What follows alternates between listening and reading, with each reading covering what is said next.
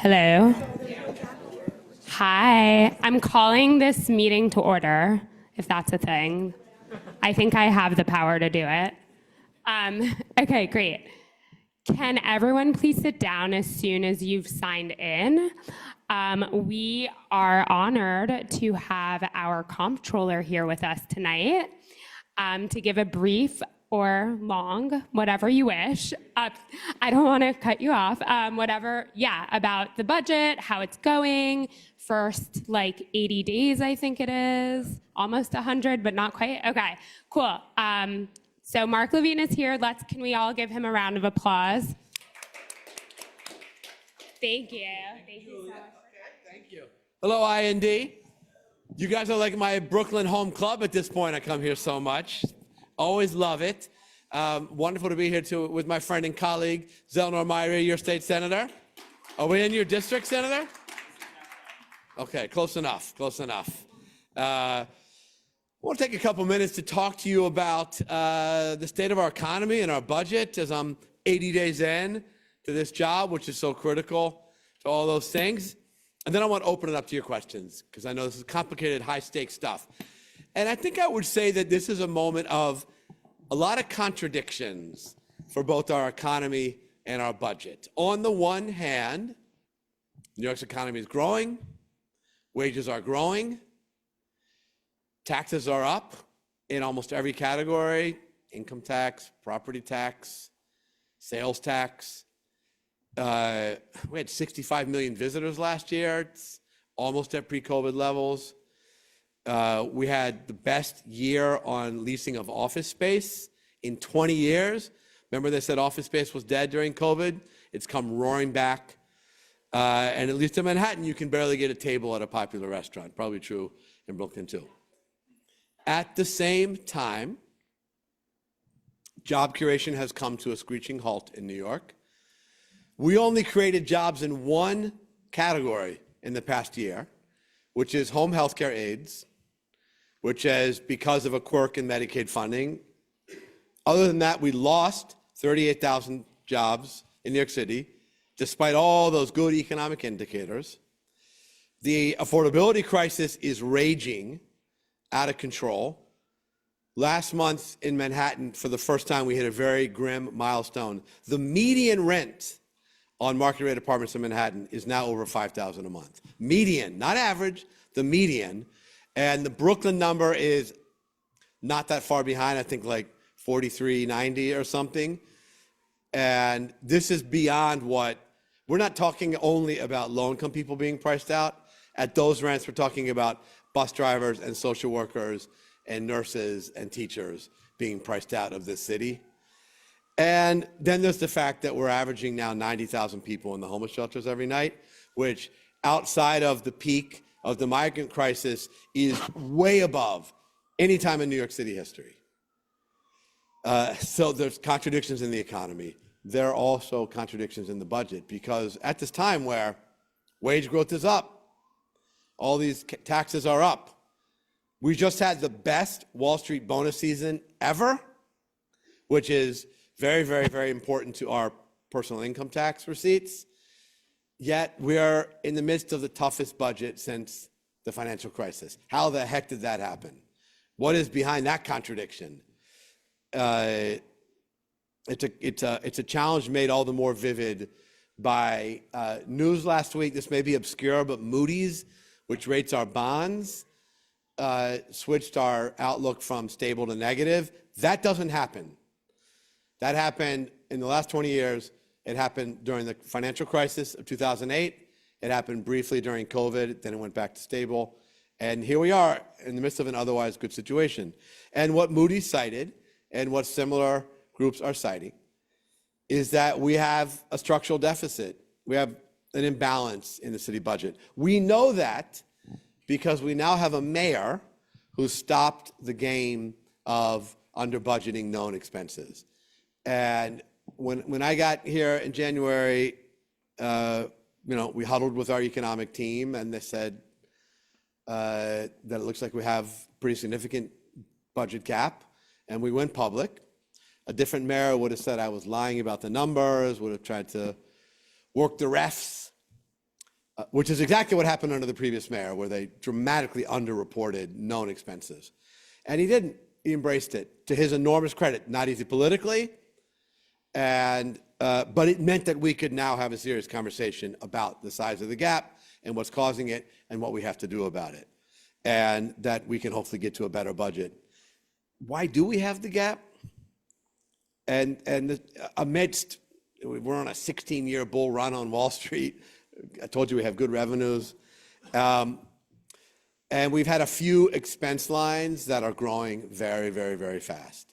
These are very important programs that I value and I know you value, but we have to be honest about the fact that they were not budgeted for under the previous mayor. We are the only city in the country with a city version of Section 8, which is known by the worst acronym ever, CityFEPS. I don't even know what it stands for. But CityFEPS is a very good program for people who are in shelters, who get $2,500 a month each, depending on the formula, for housing in any private building.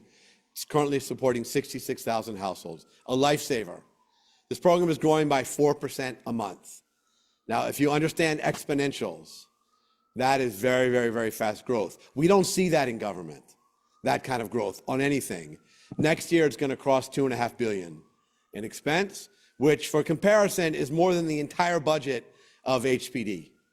So this is very, very fast growing. And there are other items like that I can talk about in the budget, CityFEPS being the most dramatic. What do we do now? We got budget due in the end of June. I've been in government 12 years. This is going to be the toughest budget we've ever had to do in the city. There's been nothing comparable because we actually have to close a real gap. We're going to need more help from our friends in Albany. Thank God we have people like Zelnor Myrie up there fighting for us. The truth is we send more to Albany than we get back. It's been true for decades. We also, by the way, send more to Washington than we get back. We literally subsidize Mississippi for all the crap we take from them. We are paying their bills. We are an economic engine for the city and state, and we want to see some of those funding formulas shifted. There's been some good progress already. Credit to the governor. She puts good stuff on the table. I think we'll get a little bit more. We're also going to have to push a little bit farther on the efficiency front. Tomorrow, the mayor's announcing the findings of all the city agencies, which have done an efficiency effort. They got to find 1.5% of the budget to save on. We're probably going to have to go further than that. In past years, we've gone a lot further. It's tough. I don't minimize it. It cuts into bone at a certain point. And then there's these fast-growing expenses that we're probably going to have to rein in. None of this will be easy. None of this will be politically easy. But the other choice is to raise property taxes, which I don't think any of you want. It's a very, very unfair system. It penalizes homeowners in communities of color. And it should be fixed before we increase the rates, would be my opinion. So put a lot on the table. I would love to hear from you, your questions, your thoughts on what we should do to solve these problems, what I should be fighting for. I'm all yours, Julia. I don't know if you want to MC or moderate or however you want to do it. Okay. Or just raise your hands, guys. I'm a former public school teacher. It's easy. I'll call on you. Yes. Given the fact that the occupant of the White House hates our guts, Yep. and he's threatening to cut every program we've got, how is that going to impact our budget? This is bad. We get about $10 billion a year from the state, from the federal government. It's been under assault for the last year plus by Trump, who has tried again and again and again to cut that funding, often by putting poison pills into funding. So, for example, we get $2 billion a year from the feds for our Department of Education. They put a provision in that unless we canceled our bathroom policy, which allows students to use bathrooms based on their gender identity, they would kill the funding. We call that a poison pill. We said no. The great Tish James sued, and she won, as she has won every major federal funding case. So we haven't taken a major hit. There's been a few things that we're down on, but mostly we've held solid. But, this Medicaid stuff is really bad. And a lot of the provisions that the Republicans put in don't take effect until right after the election in November. for their cynical reasons, but that's coming.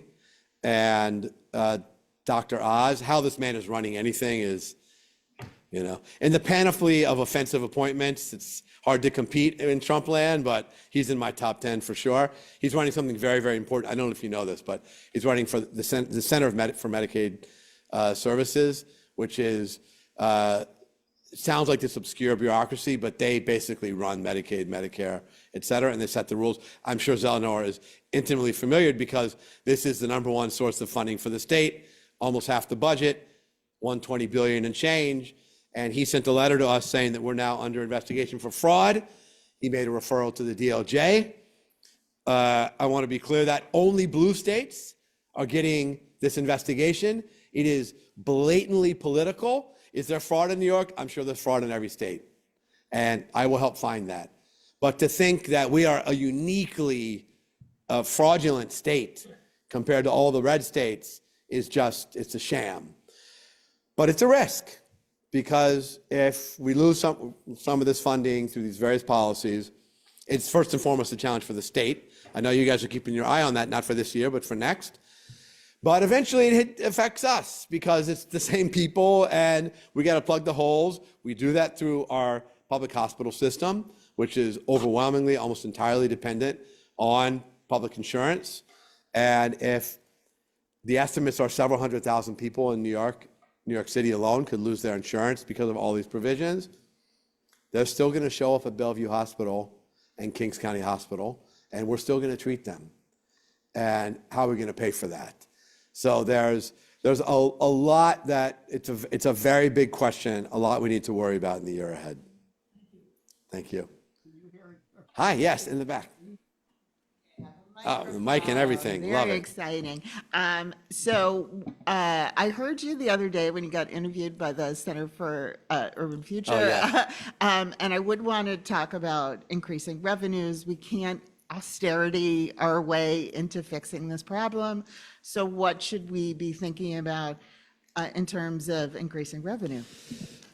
Look, I've already expressed my opposition to raising the property tax. I think at the state level, it's a variety of measures. The most two notable are raising the personal income tax, raising the corporate tax. There's probably 10 more surcharge on high-end real estate transactions, surcharge on gold sales. All of them are on the table. Many of them made it into the one-house budgets, as they should. These should be all considered. And I'm going to be honest, I think we're in a period of enormous inequality in this society, approaching Gilded Age levels of inequality. And I happen to think the economic transformations of AI are going to make inequality much worse. So this definitely keeps me up at night. At the level of the federal government, to me, it is beyond obvious that we need to reverse all the indefensible wealthy people have received over the years and have something like much more historic levels of progressive taxation. In the city, I, in theory, believe that as well, but there's an extra note of complexity for me there because I just said our plan for pulling this budget off next year depends entirely on the financial sector here surging. If we don't have a repeat of what was already the best bonus season on record, we're in trouble. And we have increasing pressure from Texas and Florida and to some extent Dubai and London, although Dubai maybe less so now. And so this is what I'm putting all my cards on the table. I'm struggling a little bit on that. And I know you guys in Albany are up to your necks in deliberating on this. I know you'll get to the right place. You know, it's all harder in an election year. Now, if you went to the Center for Urban Future, they have put some very interesting creative ideas on the table, some of which I love, one of which is getting more concession revenue from the parks. This is not a multi-billion-dollar solution, but hey, we got to do everything. If you go to a cafe in a public park, you might not know this, but the city gets revenue off that. So if you pay a little bit of a pricey cost for whatever you're buying, at least you can know that that money is going in part to the city coffers. It doesn't go to the Parks Department. You knew that? It goes to the general fund. Okay, wow, you're like a government geek. I love this. And it should, or some of it should. So what I think we should do is expand parks concessions, because who doesn't want to have a cafe or a place to pick up a bite or whatever if you're in a large park? And I think that at least if we're adding concessions the next round, send it to the Parks Department. They need it. Parks usage is off the charts right now. I forget the exact number, but hundreds of millions of individual visits a year. And the budget has not grown anything relative to that. And so I think we need to look for creative solutions like that. I know the CUF has a couple good ones. It's all got to be on the table right now. We need to be creative. Good questions. Yes, Matt. We have a question on Zoom. I know you can't see it behind you. Okay. Looks like Marvino Porin. I'm going to. Can you hear me? Can you hear me? Hello? Can you hear me? Oh. I can, yes, faintly.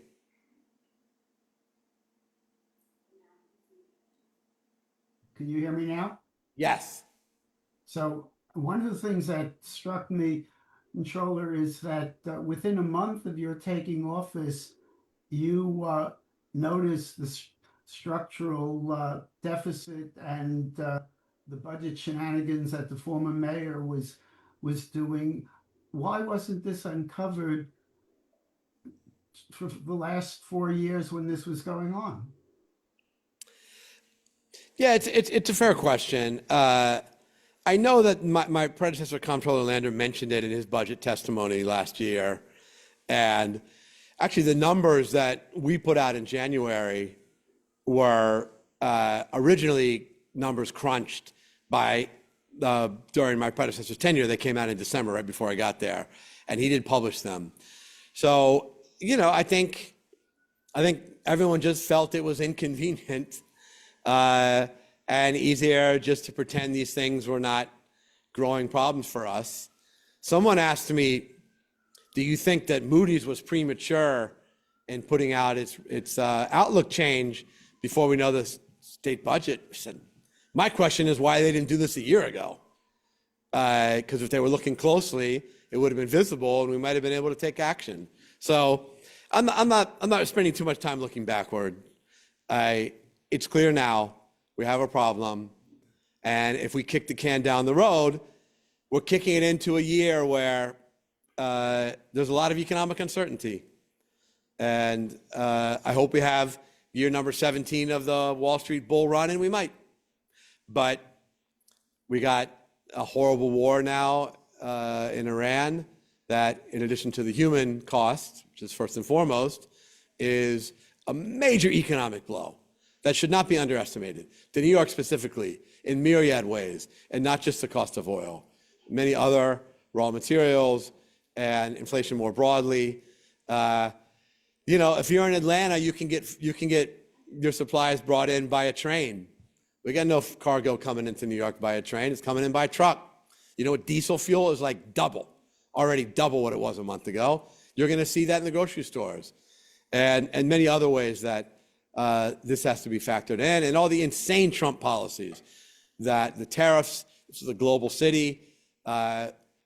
Inflation even before the stuff in the Middle East was going up. Honestly, again, on immigration, again, it's first and foremost a human tragedy, but underappreciated. This is an economic problem for the city and the country as well.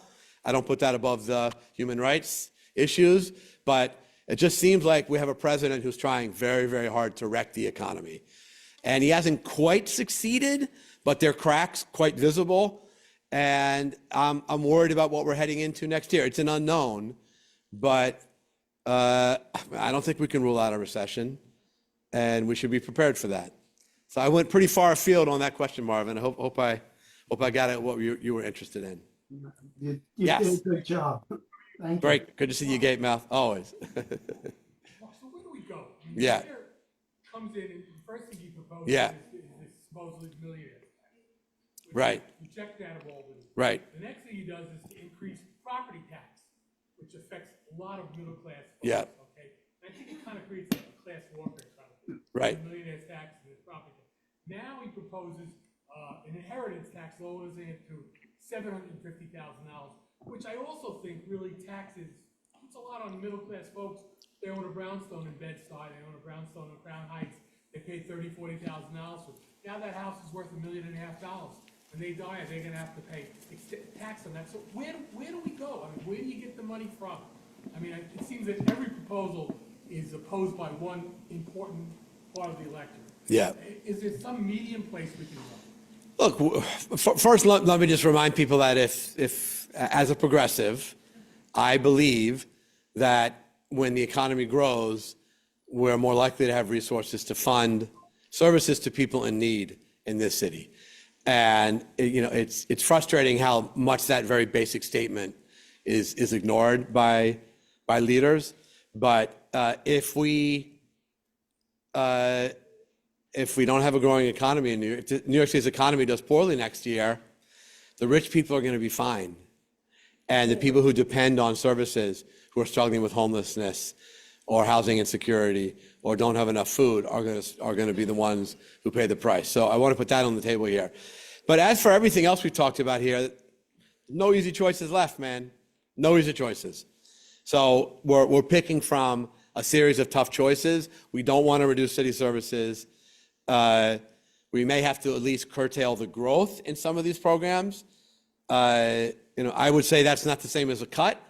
I don't think there's any scenario where anyone receiving city FEPS would lose it. I've never heard anyone propose that. It's just about, can we continue a 4% growth? I think in the schools, I'm the biggest public education advocate in the world, former public school teacher, public school parent, et cetera, et cetera. Public school budget's now up to $37 billion. It's grown every year, without fail. We're down 100,000 students since 2020. We're down 200,000 students since 2010. And we've had the budget only going up every year. And I think there's places we can say. We have 200 schools in New York City where there are fewer than 200 students. And the economics of that, you still have to have a full-time principal, assistant principal, guidance counselor, school secretary, et cetera, et cetera, et cetera. And so it becomes very, very expensive per child.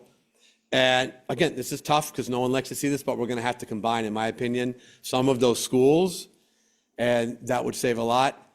I know our friends in Albany are struggling with the class size mandate. I was a teacher in the South Bronx. I had 36 kids in my classes, and I can tell you I couldn't reach everyone with adequate attention. So I understand the cost of having overcrowded classrooms. We're in a bit of a tight crunch right now on this. And this was do you guys know about the class size law? You probably do, this is IND, but anyway, it's a 5-year phase-in on a cap on class size. First year was a piece of cake because we have declining enrollment. We had to do 20% of the schools, very easy. A lot of schools were already low enrollment. Second year was pretty easy. Third year, a little bit tougher, we pulled it off. We're entering year 4 now. In the fall, there's no easy schools left. We're now going to the schools that are at capacity. And that's harder. Either you got to build something new or you got to kick kids out, right? Those are your two choices. And I know there are intense discussions between the governor and the state legislature and my friends, Michael Mulgrew, the teachers union. Can we maybe just buy a little more time on this? The school's chancellor, a great guy, Kumar Samuels, has said they're going to need $600 million to hire more teachers to implement class size for September. So that's not insignificant. And if we got maybe a little more room on that, not to nullify the law, we're still going to get there, but give us a little more time, that would also help us in this year's budget. So these are all ideas on the table. With some combination of them, we'll get there. If I could follow up, do you think? And we'll make this the last question. Yeah. Do you think that raising taxes on certain folks, high-income folks, or what the public deems as high-income folks, do you think that sends people to leave the city? Because if you do that, and then you lose the whole tax. The truth is, I don't think we know for sure. We raised taxes in 2021, we did not have a mass exodus. We actually have more millionaires in New York City now than we had 5 years ago. Now, the whole country had a good economy for the last 5 years. The number of millionaires in the country grew a lot, and it grew much more in other states than it did in New York. So depending on your point of view, you can spin that story. And I don't really know. I think we would be unlikely to see a mass exodus. I think at the end of the day, if New York is succeeding in the ways it continues to, that this is a place people want to live and visit and work and shop and see a show and go to a park and study, et cetera, then I don't think that one thing will be what pushes them over the edge. But, you know, I see numbers on what's happening in Dallas right now. And it's great that JP Morgan Chase just built a beautiful $3 billion tower on Park Avenue. JP Morgan Chase has a lot more employees in Texas than it does in New York now. And there's a lot of similar stories like that in companies in New York. So, you know, we're not losing JP Morgan. I don't think the bottom's falling out, but there's something happening here too. So I know that my friends in Albany, especially the smart ones like Senator Myrie, will be weighing all of this and will get us to a good place. And on that wonderful note, thank you, IND. It was a lot of fun. I'll come back again. Thanks. Super helpful. Thank you so much. All right. Great. And now we will hear more information. Maybe some will be more uplifting, maybe not. I don't know. From our dear senator, who's coming to give us an update on what he's been doing and how his campaign's going. So let's give him a big round of applause because we haven't seen him in a little while. Yeah. Good evening, everyone. Oh my goodness. Good evening. All right. And of course, good evening to the folks on Zoom. It was great to hear from our controller. It is good to see him out and about and in action. I've been seeing from afar a lot of the work that you and your office has been doing, and so we are excited to be a partner with all of the things that you mentioned. I was sitting down listening to all of the things that Albany has to decide. And, you know, I literally just got off the train from Albany. We're up there 4 days a week now. I'm, of course, joined by my very good colleague, Assemblymember Joanne Simon, who is hard at work both in Albany and right now, literally as we speak. And so I don't want to focus too much on the budget, though I am happy to answer questions related to the budget. I will just say to give people a broad timeline about where we are. So the budget is statutorily due April 1st. Most IND members are familiar with the notion that it is likely it will not be passed on April 1st. And that presents a host of issues constitutionally by the state's constitution. The governor is a very powerful actor in this space. So a lot of this is done by way of how she wants to proceed, the issues that she wants to highlight, what she wants to fight on, what she doesn't want to fight on. But one thing that she doesn't have to worry about that the legislature does is that we do not get paid when the budget is late. And so that is a pressure point, just the members, not the staff, that has historically been used to get us to places that sometimes we might not want to be. And so we are really in the midst of that right now. The governor released her executive budget, which she'd like to see in January. The legislature just 2 weeks ago, the Senate and the Assembly, we released our version of the budget, what we would like to see done. As you heard the controller reference, there are things that were in our budget that was not in her budget, including some of these revenue raisers, including some of the policy stuff. So we are now trying to get to a good place on all of those things. All the things that the controller mentioned, I'm happy to talk more about that. But I want to focus, if we can, on the work that we hopefully will be getting done around what the federal government is doing in this moment. To a lot of our friends, our neighbors, our family, what we're seeing on the streets. And, you know, this is an issue that has been very, very, very personal for me because I would not be standing here today if both of my parents didn't leave another country and come to Brooklyn with the hopes of having a better life, of working hard, of sending me to public schools, to allow for me to stand before you as a state senator, as a lawyer, as someone who could fight for this community. My parents, immigrants who were undocumented, still felt comfortable to take me to a hospital because I had asthma, and they didn't feel like they were going to get snatched up and kicked out of the country. But we are in a moment right now, and I don't have to tell anyone here, where that is a very real fear for a lot of our folks. And I think we sometimes make the mistake of just making this about immigration. It's not just about that, and I'm in the law school, so I'm going to take some professorial privilege here.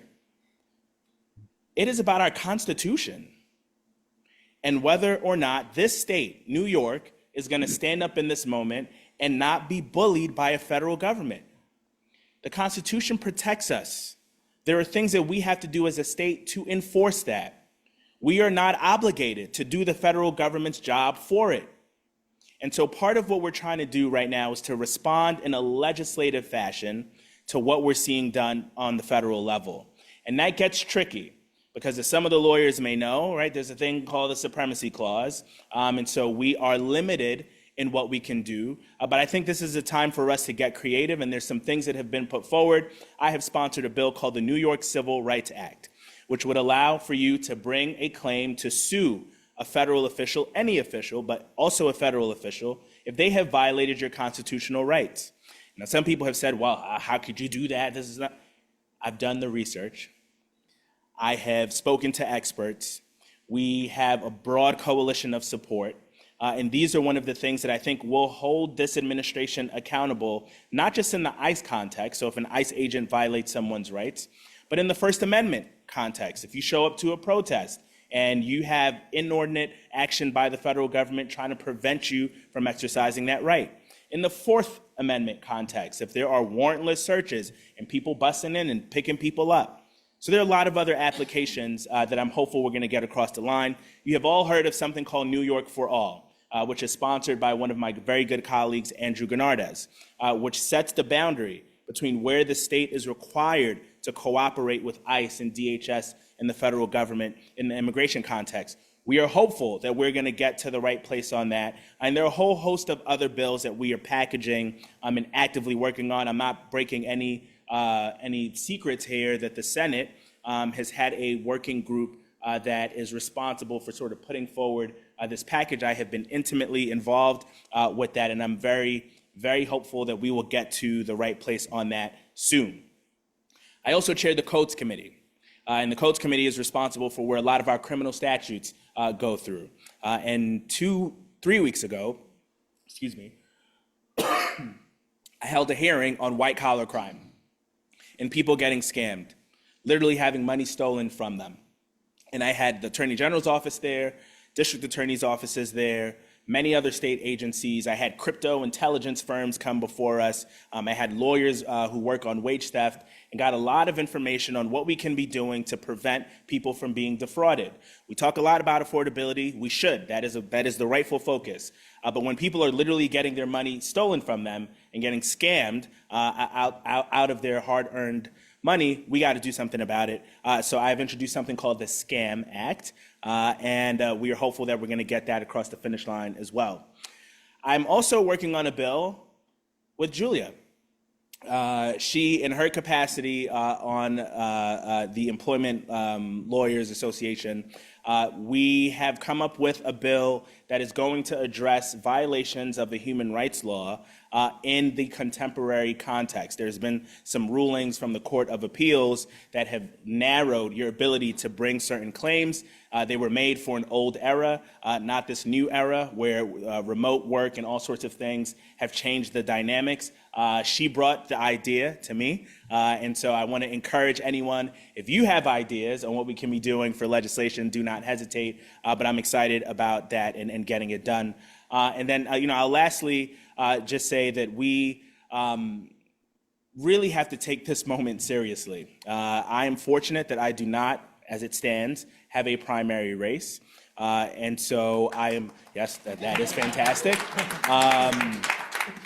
So I remain very grateful for IND's support. I can't believe that I'm standing before you and saying I'm running for my 5th term in the state Senate. So I'm very excited about the work that we get to do in Albany and really just having the opportunity to focus on the job. But every time we have an election, people say, "Oh, this is the most important election ever of all time." And we are in truly, truly historic times. And it's not just about the individual. It's not just about a campaign. People 10 years from now, 20 years from now, 30 years from now are going to ask, what did we do in this moment? When all of the institutions, all of the pillars that we held very dear were being challenged on a daily basis by someone who cares not for any of our rights. Don't be the person that didn't do anything. So when you're out there getting the signatures on the green sheets, when you're talking to your friends and your neighbors about who we're going to put into office, it is quite literally life or death. A city council staffer was ordered deported yesterday. A city council staffer. There was a lawsuit brought earlier this week that ICE is completely obliterating the Constitution inside the courthouse. These people do not care. We have to step up in this moment. And so I'm proud that I get to do that on your behalf. I'd be honored to continue to be able to do that. And of course, I'm happy to take any questions. Yes. Okay. Grabbing my tea, I'm not eating. Okay, again, due to the occupant of the White House, he's basically threatening that if Congress doesn't pass the SAVE Act, he will sign executive order doing it. Is there anything in Albany that you could do to counteract the insanity what he wants to do? Yes, I'm going to give my senator answer and my lawyer answer. And the lawyer answer first is that the executive order is unconstitutional on its face, right? He doesn't care. Understood. But we have, well, I believe, and I think many of us believe, the best attorney general in the nation, who will immediately challenge and take that to court. I think that would be immediately stopped. Like it will have no weight because our elections and how we run our elections is generally the province of the states. And so he cannot do that by executive order. Now, if the SAVE Act somehow is passed, I think that we have a duty, the state, to respond and react and to act to see. I don't think we should wait. As you know, I chaired the elections committee. Some of your members know this very well that I worked with. I chaired the elections committee for 6 years. So this is an issue I'm very familiar with. I think there's some things that we can do to be proactive. We certainly have to consider the prospects of federal agents showing up to polls, what the implications for that might be. And, you know, I think like most things that this president does, there actually isn't rhyme or reason. It is a throw everything at the wall, do everything to distract, do everything that comes to your mind and see what sticks. I think that this is in that same space and that we should be prepared to respond. So another hand. No?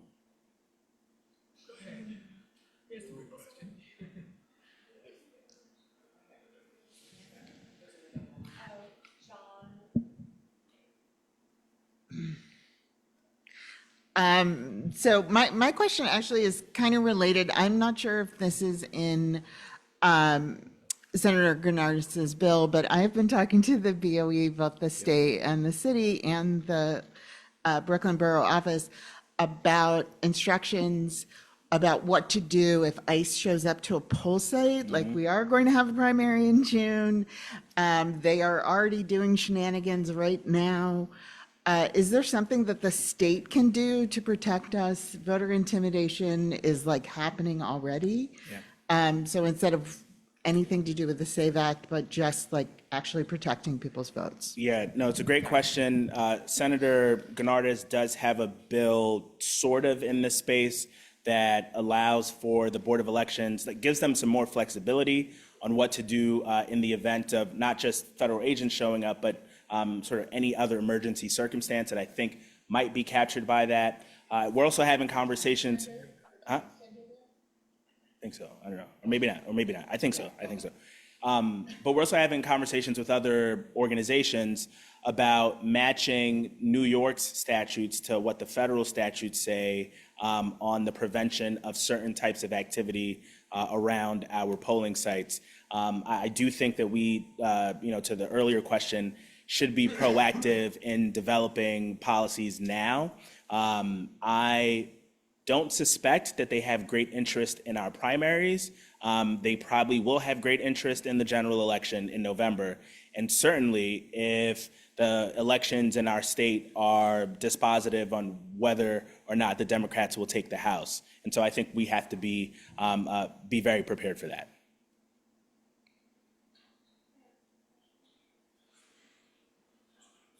Thank you. Okay, can you tell us about the New York Civil Rights Act package and like what the different parts of it are and how litigators might be able to use that? Yeah. So great question. All right. So the actual bill, the New York Civil Rights Act, which is S 8500B right now, we're in our third print, would create this right of action for you to hold any official, so it's federal, state, and local official.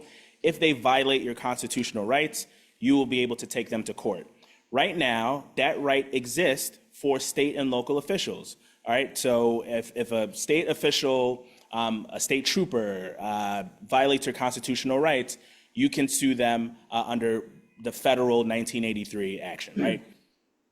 But it does not exist for federal officials. And there's a reason why some of the history there, and again, I'm taking some liberties because I'm in Brooklyn Law School. When the initial Civil Rights Act was passed in 1871, this was in response to local officials down south not wanting to enforce the 13th Amendment.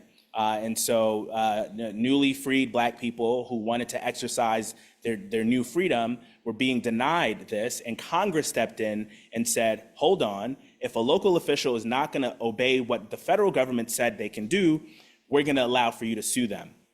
They didn't contemplate that there would come a day where federal officials would be the one violating people's constitutional rights.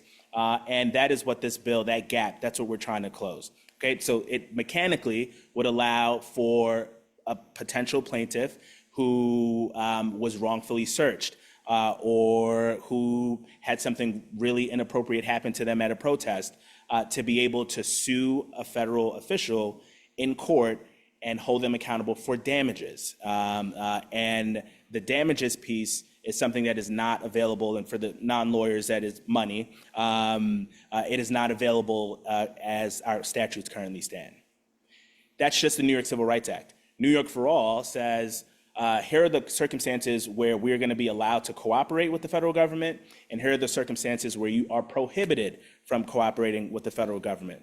New York City has a version, what is commonly known as sanctuary laws, that prohibits the police department from proactively interacting with ICE.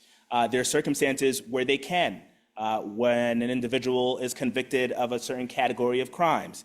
There is communication that is allowed. What the legislature has to contemplate is, okay, we see what's happening in New York City. We have sheriffs all across the state who are in formal agreements with ICE to share information. Do we want to ban that outright? Do we want to allow for circumstances where there should be communication? That's where we're in now. There are other pieces of this immigration conversation. We saw for many weeks ICE agents with masks coming in and unidentified. There's a bill that would prohibit that. We think that we're on pretty solid constitutional ground there. We have some other things around education. What do we do in our schools? What happens to a child who has undocumented parents and those parents are picked up and the school no longer has jurisdiction over this person? They have no family to go to. What do we do then? We're trying to address that. So there are a number of things, and I know it's complicated and not the most exciting thing, but we are trying to be as robust as possible in this first go so that we can protect our folks. You have a question on Zoom, John Leah, it looks like. And I see we have my mentee, Senator Gennardez, who has also joined us. Mentor. Yes, sorry. You have a The question on Zoom Zoom? Yeah, John. Hi, first, my son's acting up here. First question, Zelna, is and Mark Levine, because I keep hearing about all these taxes. I'm sorry, my son is acting. And the stock transfer tax seems like such an easy do. It's already on the books, and it adds pennies. I'm sorry, I'm not even gonna be It's able. okay. It's okay. I And got then it. another thing, Zelna, I really, really looked up to you, right? At one point, and you let me down. I was the not seriously. I was part of the TOPA, thing. Like we were Yes. trying to pass TOPA. You were the co-sponsor on the Senate side, and on the Senate side, we could count on Marcella at every meeting, at everything. You went MIA on us, and I don't understand why you did that.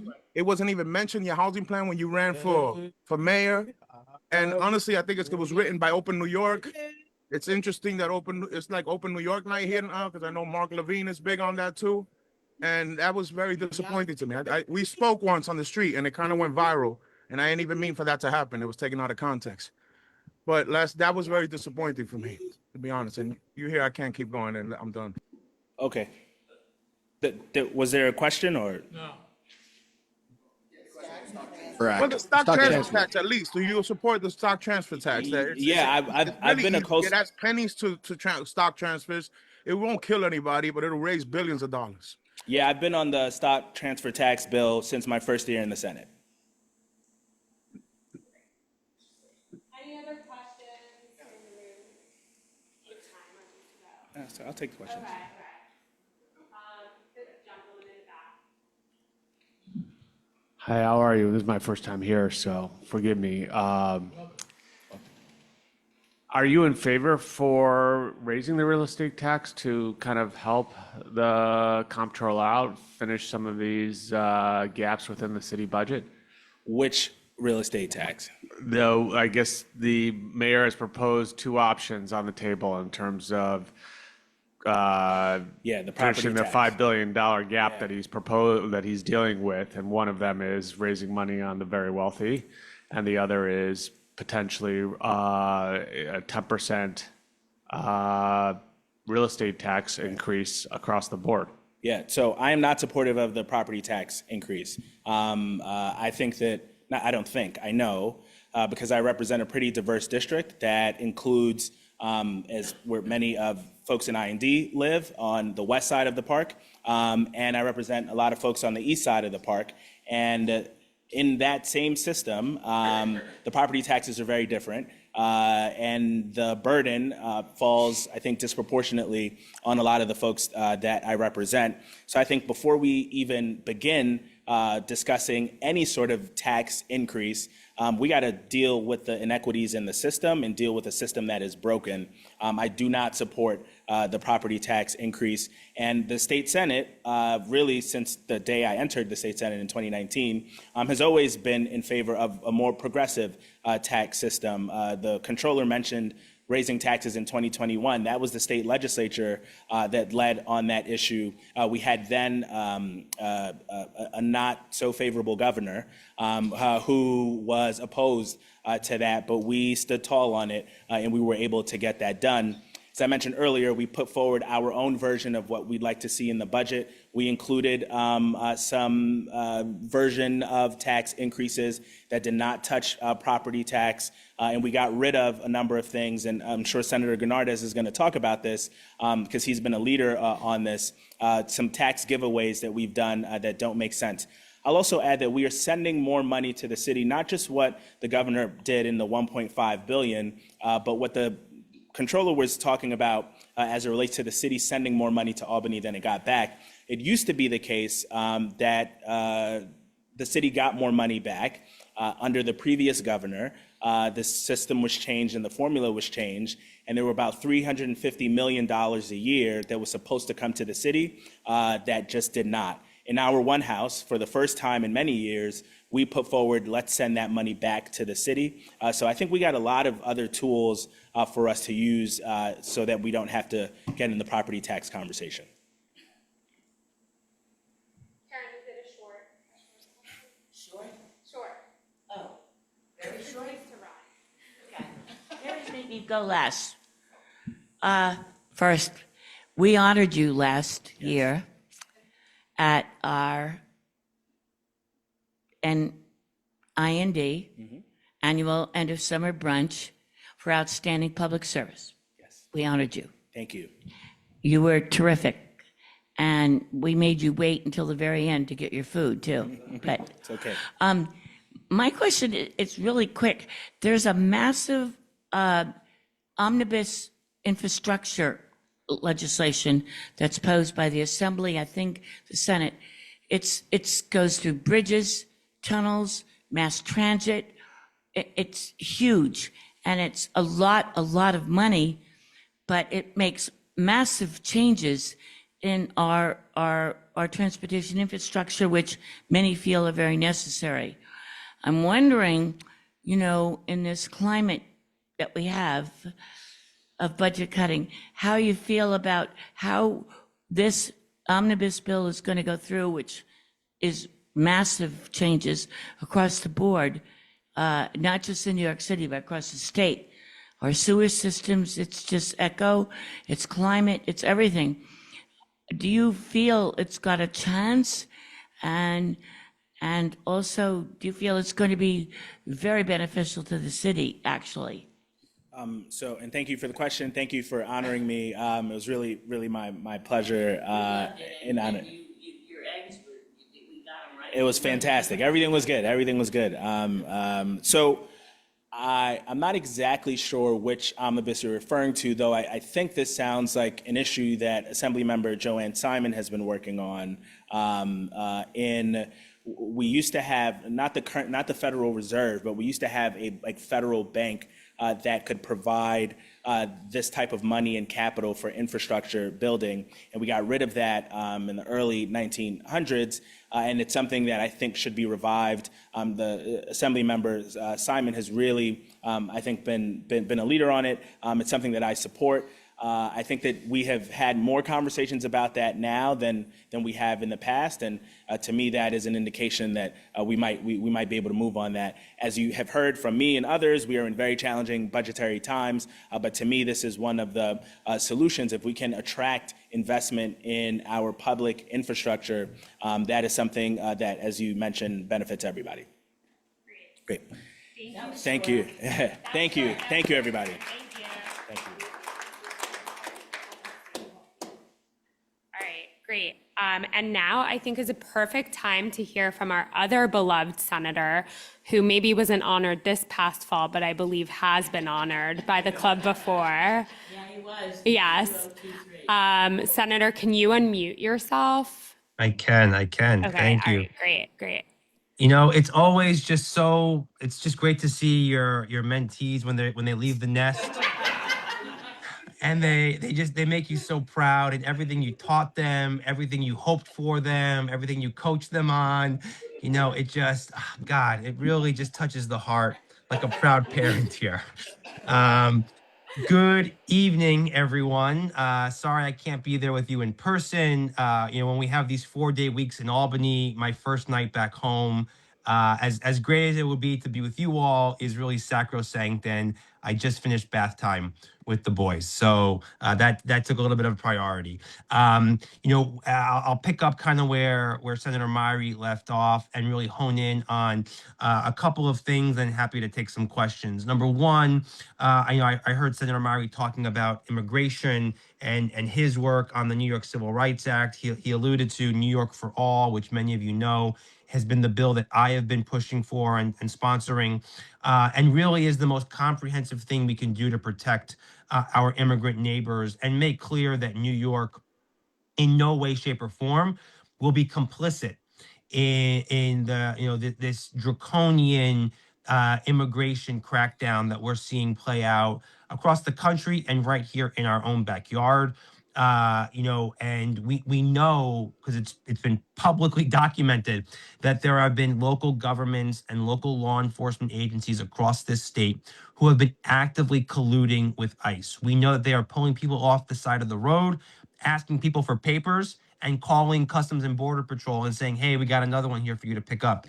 We know that they have been bringing people who look like they might be immigrants into the police station to search them and to ask them probing questions without any due process. And this just cannot continue. And so New York for All is an incredibly important piece of legislation, as is the Civil Rights Act, as is a couple other pieces.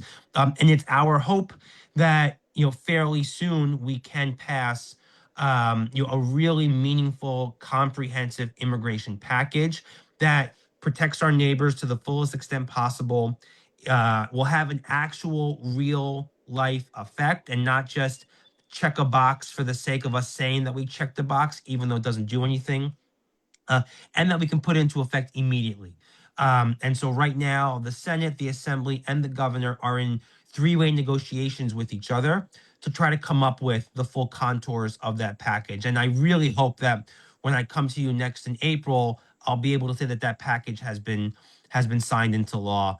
And this has really taken up the lion's share of my work since the session started this year in January. I've been eyeballs deep in immigration work. The next thing I want to highlight and talk about is the state budget. Again, as Zellner was talking about, the Senate put out its one House proposal last week. It has gotten, I think it's a very, very strong one House. The Fiscal Policy Institute, which is one of the premier progressive economic analysis institutions here in New York State, put out a press release saying that the Senate one House is like the gold standard for what the state should be doing. And that's because we are investing in the programs that need to be invested in, and we are raising the progressive revenue we need in order to make those programs sustainable and permanent. And we're also doing, I think, something that's really important. We're looking at our tax code, and we're looking at where there are loopholes and exemptions and leaky sieves that are costing the state hundreds of millions, if not billions of dollars. Not to mention the areas where the state tax code is coupled to the federal tax code, and that any special giveaway that HR 1, that big BS bill that Trump signed last year, gives to the ultra wealthy and to corporations, if we don't decouple from that, that'll flow through our tax code as well. And so we've taken some significant steps to the tune of like $4 billion or so, just on closing loopholes and on decoupling from the worst provisions of HR 1. Two I want to highlight in particular that were my proposals. One, HR 1 expands what I think is an egregious and outdated tax incentive that was created in the early 90s to incentivize venture capitalists to invest in startup companies.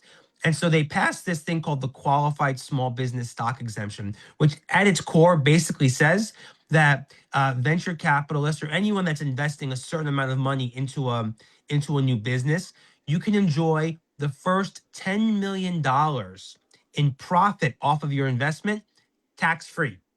That's wild, right? I mean, maybe if you're trying to jumpstart a startup economy, it makes sense at the outset.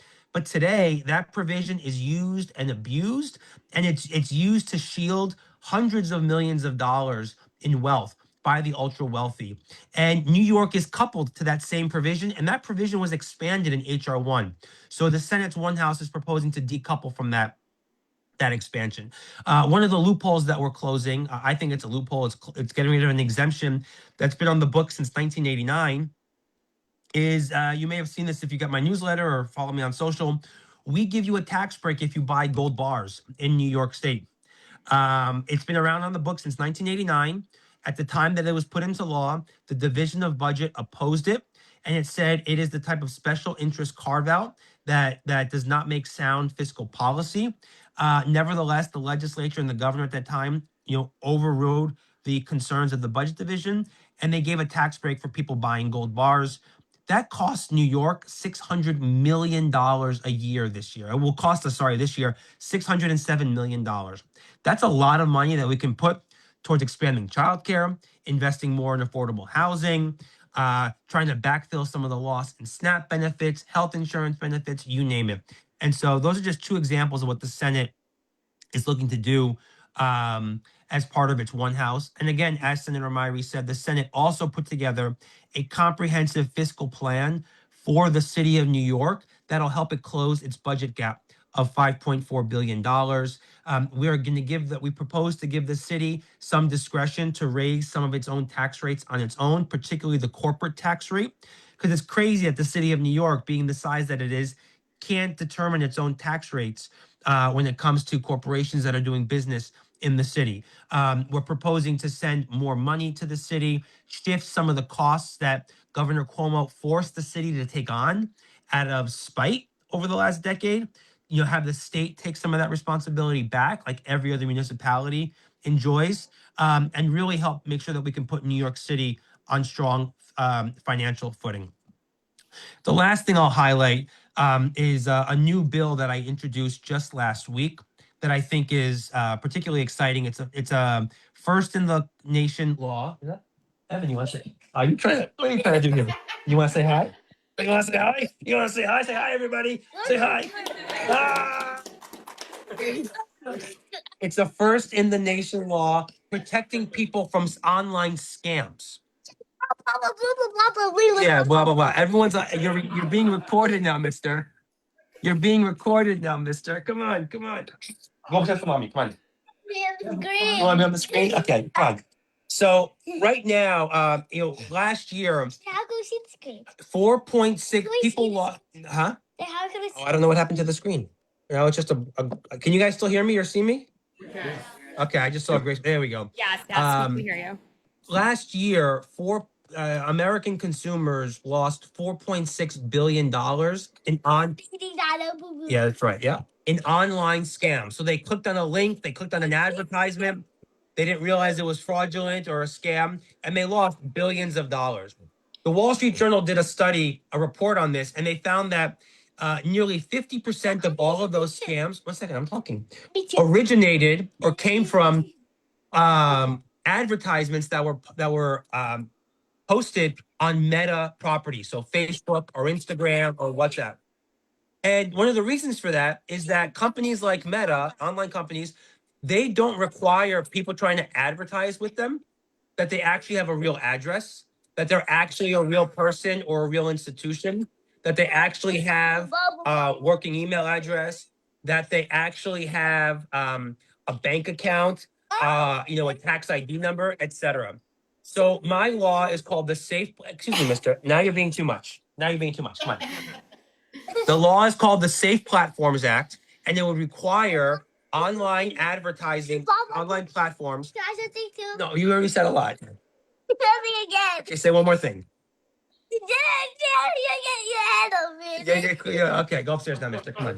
No. Come on. Okay, you gotta be quiet. It requires these online platforms to collect that basic information from anyone trying to advertise on their platforms. When Taiwan implemented a similar set of requirements, online scams in Taiwan dropped by 96%. So if we are successful in passing this will be the first state in the country to really try to hold accountable the people who are doing the platforms that are hosting and allowing online scams to perpetrate, and also just help people keep money in their pocket. We announced it last week. I'm really excited about it. I think it'll make a big difference for people. There's a lot more to talk about. I can do this for days, as you guys know, but I'll stop there and take any questions. Huh? It's racing. Do we Mr. have any Grayson. questions in the room? I Okay. need to show them Stop. something. Okay, It's like, Evan, that has to talk now. show them now. Andrew, Go show them. so there's a big difference between what, the mayor is asking for and what, the governor is asking for. Where do you see, and, what kind of relationship do you see going on there? Because it does seem to be a little bit better than in the past. So how do you see that evolving between what how that's going forward in the budget discussions this year? I mean, I think, you're right. For the first time, we really have a mayor and a governor who are singing from the same hymnal, which is wonderful and it's great. And that's the way government should work, just the same way as our city councilmen, our members, and our state legislators, talk together, work with each other. That's the way our executives should do the same. The fact that the governor was willing to make such an investment in childcare in New York City as a first 2-year down payment is terrific. Obviously, many of us wish that it was more and we could do it faster, but it's still a huge win. The additional aid the governor's proposed to the city of New York, that 1.5 billion, again, very, very helpful. And I think, you know, it's year one of this relationship. I think it'll only continue to get better as long as we're all just talking to each other and we all have the same goals in mind. We all want to put the city on strong financial footing. We all share the goal of universal child care. And I think as long as we just keep working together, we can all, make sure that we see those goals realized. Other questions for the senator?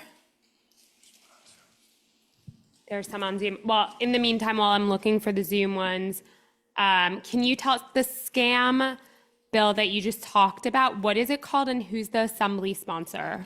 So it's called the Safe Platforms Act, and the assembly sponsor is Assembly Member Alex Borres. Nice. Okay, I think there's a question from Marvin. Hi, Julie. You have a lovely son and worth working for. One of the key things in terms of this whole revenue discussion that hasn't come up yet because we're dealing with state budgets and state officials is the federal tax structure. And I'm wondering if you and your colleagues can also get behind the Robin Hood Act that Representative Goldman has been advocating for, which would tax the loans that the ultra-rich use to avoid paying taxes. And that seems to be something that's much more easy to identify than wealth tax proposals that have come up, and avoids the concern of where will people being taxed go to. Yeah, no, I mean the federal the federal tax code and especially the changes both from the TCJA in 2017 and then the HR1 one big BS bill that they signed last year are significant and a massive restructuring of the tax code to favor the wealthy. And it really leaves states like New York really scrambling to fill in the gaps and to do the best we can to find creative ways of finding revenue so that we can continue to provide for folks that are going to be hurt by this. I think that the Robin Hood Act is really interesting. I have not had a chance to do a deep dive on it yet, but I'm really intrigued by it. One of the challenges, and I think this sometimes gets lost in the nuance of revenue conversations, because at the end of the day, people just want us to be able to afford things, is that sometimes things are a lot easier to do at the federal level than they are at the state level. And taxes is really one of those things. Like you have, I think, a much larger array of tax options to tax people at the federal level than you do at the state level. This is one of the criticisms of the wealth tax proposal in California, right? Is that if you're going to tax the billionaires, some of them are already planning to move out of the state. But if you're taxing them at the federal level, they have to leave the country altogether, right? And that's a lot harder to do than it is to move your stuff from across state lines. I think as it relates to taxing the bank loans that these wealthy billionaires are taking is really, really interesting.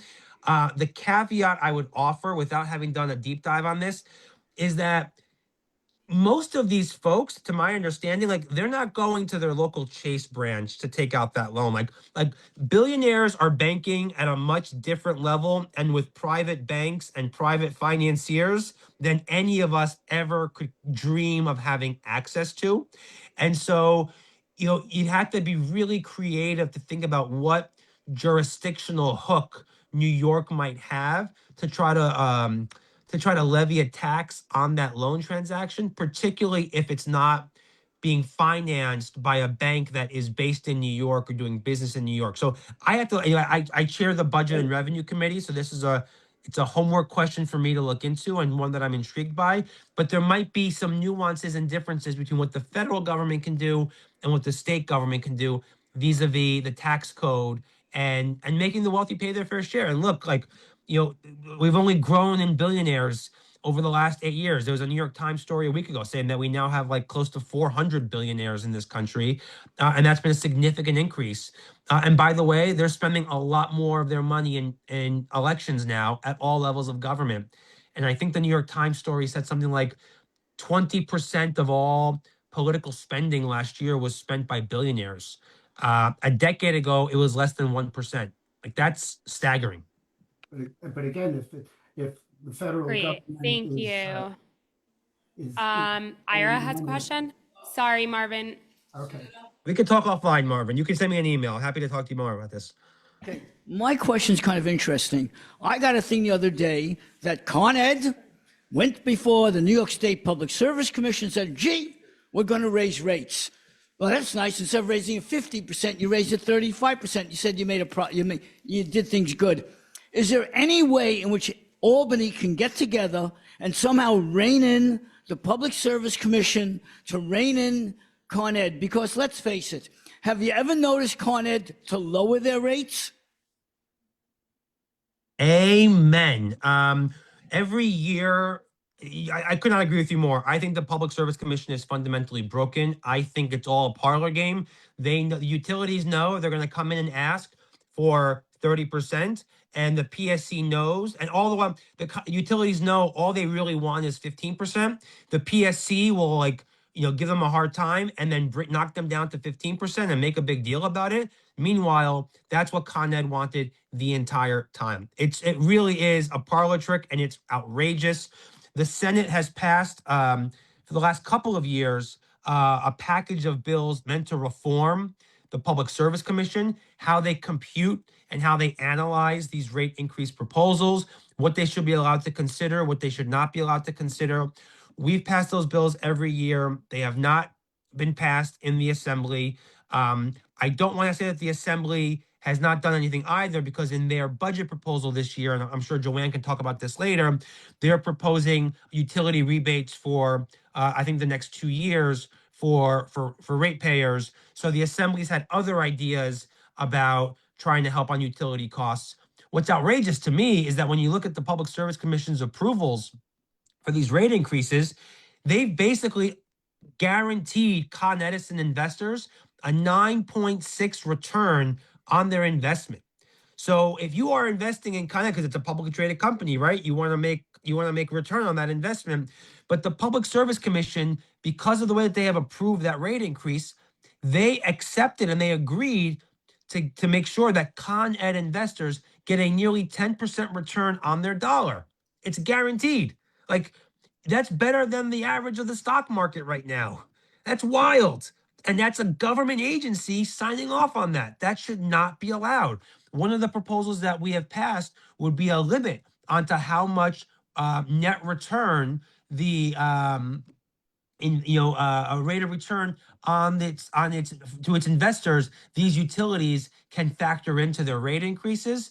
Again, I would love to see us be able to get both houses of the legislature to get behind that idea and put that into law. But it is highway robbery, and I think it's a real problem. Senator. All right, thank you, Andrew. Thank you very much, everyone. See you all soon.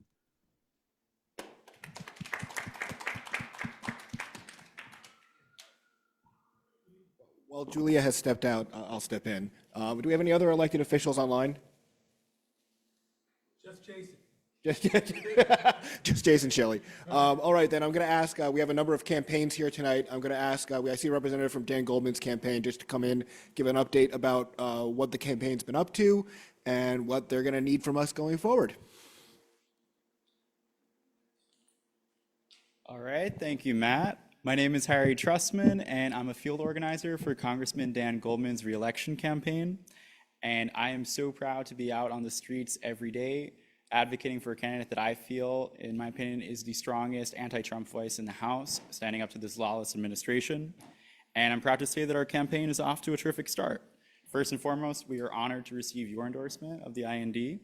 Thank you so much. I can't tell you how much it means to myself and to Congressman Goldman. And we are endorsed by 8 of the 9 major political clubs in the district. We've also recently been endorsed by the Planned Parenthood Action Fund and the huge Mason Tenders Union, and we have more labor endorsements coming. The momentum is with Dan, and we're hitting the streets. We've knocked over 4,000 doors across Brooklyn and Manhattan, and we're canvassing and gathering petition signatures literally everywhere.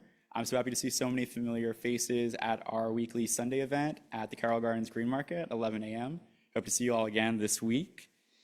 And that's not even counting our wonderful grassroots fundraising efforts and our communications teams.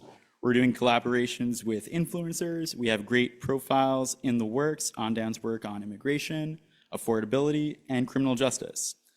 And apologies in advance, but we are blanketing the airwaves with our ads.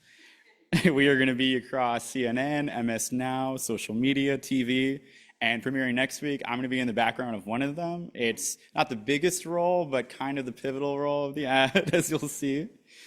And these ads are creative, personal, and they're highlighting Dan's leadership on the fight against Trump and for working families.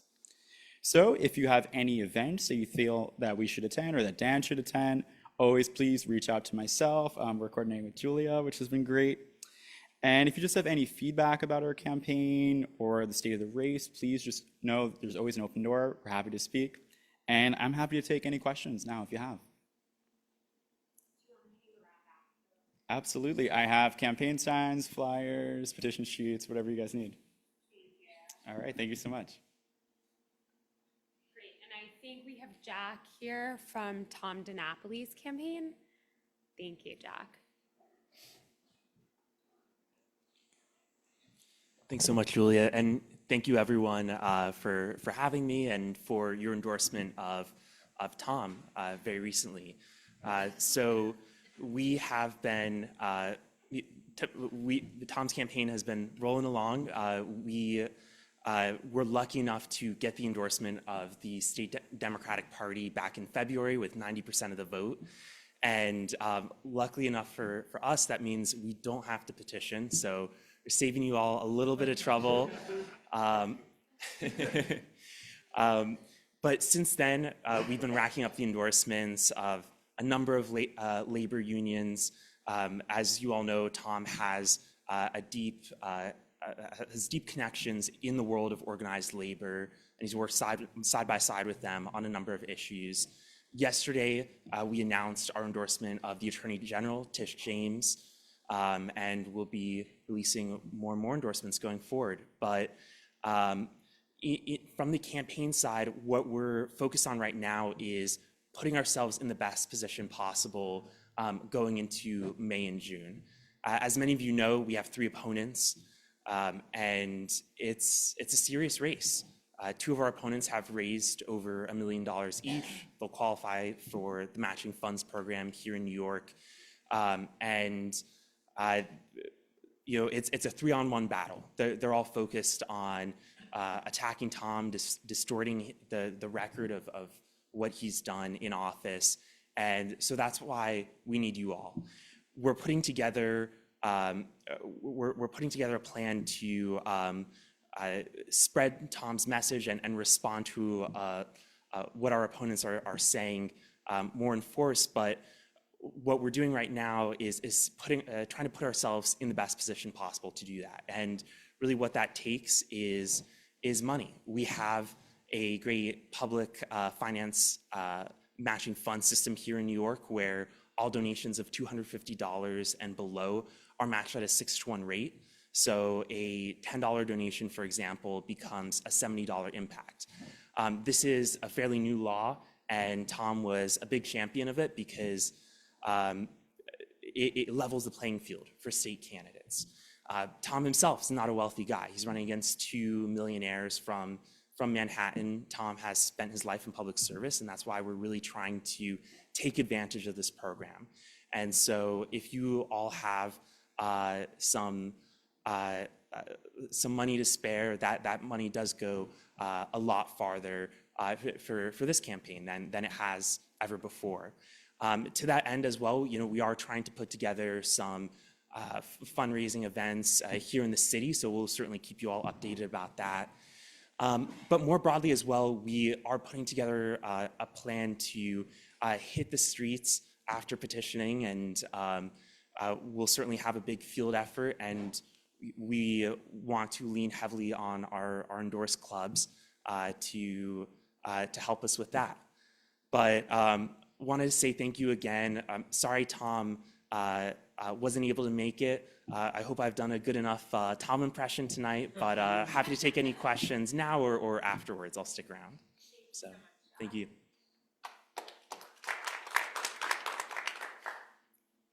Great, and now we'll hear from our judge candidates who can give brief updates on how their campaigns are going. So just Linda, I see you. You're here. I'm gonna go this way. Yeah. Yeah, you can all come up. It's informal. We're all friends. We're hanging out. Yeah, you're all friends, and we're all running together on the You're all same running slate. Yes. So, thank you for your endorsement. I'll tell you a little bit about the journey so far. One, when I first decided that I was going to run, I received many texts and calls that said, try to get IND's endorsement. They're big. And got a lot of encouragement about that. And then when I got IND's endorsement, I was so humbled. And then I got a lot of texts that said, wow, you got IND's endorsement. That's tremendous. And it's truly been an honor. And I'll tell you why. So my journey so far with IND, when I first came to the Bash and I met you all, most I knew, but met you more personal at the Bash, the first thing I noticed was family. Very family oriented. Seamus with his mom, you, 3 generations. It was beautiful. It was truly beautiful. Then I got to know our retired assembly member, who's retired in name only, Joan Millman, who is very dedicated. I then went on to petitioning. And in petitioning, I get to see everyone. I'm out there. The first thing I noticed in the petition kickoff event is this woman in a beautiful hot pink coat. And I'm like, oh, that's Alyssa. She's running district leader, right? And then I see underneath the pink coat is an infant. And she's out petitioning in the park with an infant on her. And I'm like, wow, all right, I got no business complaining. But then I look further and she has a toddler with her and her husband, and it was a family effort again. And it was just beautiful to watch. Seamus was there. Seamus is everywhere. I now look for him in the room and I'm like, all right, Seamus is here, all's gonna be well. So I'm with him on that corner. Later that day, I think it's my 6th stop or 5th stop, I'm on the other side of the park. He's there again. And then I'm out with another district leader. I'm trying to hit all the district leaders to thank them for their support. And this was last weekend, I guess, at a different park. And Seamus is there. And I was like, oh, so nice to see you. And I swear this really happened. He goes, pulls out of his book bag my petitions. He wasn't even there, but he had his petitions with me. And that's true dedication. And then a few minutes later, Julia shows up. And on a Saturday morning, when I know it's difficult, she works full time, she has a baby, and that's representative of the dedication of IND. And I am more humbled to say that now I have your endorsement, and I'm out there, I'm listening to the people, I'm bringing it back to the job. I'm a referee now in a quasi-judicial role. So what I hear, even if I'm not blessed to ascend to the bench, will not be wasted. Of course, I do hope to. But I incorporate that, the way I address the public, the way I address the attorneys, mindful, having been a solo practitioner, mindful because I deal with pro se's every day in the surrogates court, and I did in the people's court as well as the Supreme Court, because I was in the people's court, the civil court. So I just want you to know that I do appreciate this, and I'm working hard, and I am very grateful. So thank you. I would say I have been blessed to crisscross the county with these wonderful women. We have been up and down all sides of Brooklyn with every assembly person, district leader. We ran to Seamus at the Brooklyn Heights Association annual meeting. Yes, no, yes. But we also have to give a round of applause to Hal and Ira, who I've run into a million times, okay? But thank you guys so much. It has been truly like an honor to be endorsed by you, to be supported by you, and to have so much support and care and emails and texts of support throughout this whole process. Because even though at the moment it appears that Linda and I do not have a competitor or someone who has slated against us as of yet, it's still, you never know. But all of your support and all of your work is not for naught. And we have to go even harder for my friend standing next to me, Danielle, who does have an opponent at this moment.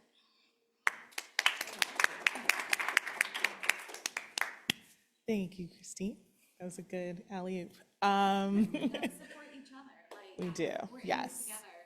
So first, I would like to thank all of you for all of the hard, first of all, for being early supporters of my candidacy, because I came here, this was one of the first clubs I touched, and everyone was so enthusiastic and so welcoming and warm and really encouraging of me even doing this. So thank you all for that. And thank you for the endorsement, obviously. And thank you for all of your hard work individually and collectively on getting these signatures and getting us on the ballot. It does appear that I have an opponent. So I will be hitting the streets even harder than I currently am until this is done, because I'm in it to win it and to be your next civil court judge. So thank you very much for everything. I will see you on the trail. Thank you so much. We're excited to be on the trail with you all. And I do think that secretly Seamus has maybe cloned himself, because he is everywhere. Okay, yeah, exactly. Susanna, do you want to give a brief update on behalf of Joanne from Albany? Yes. Susanna. Hi. Okay, great. Okay, let me make sure I go off mute and off video. Hold on, or on video. Hold on a second.